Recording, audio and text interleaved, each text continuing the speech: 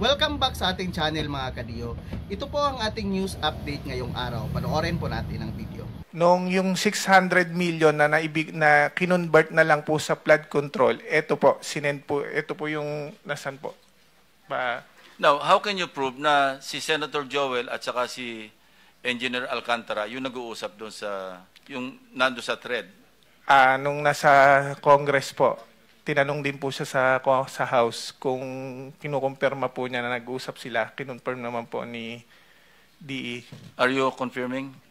I confirm, nung last time po sa Congress, ang kinonfirm ko lang po na si Senator Joel po ay nag-follow up sa akin na pwedeng malagyan ng building, mga school building po ay multipurpose building, baka pwedeng mabigyan po ni Secretary. Meron daw pong request pero pinapapollow up niya lang po sa akin. Pero there is no such thing as flood control, Your Honor. Yun po ang bilanggit ko sa Congress po.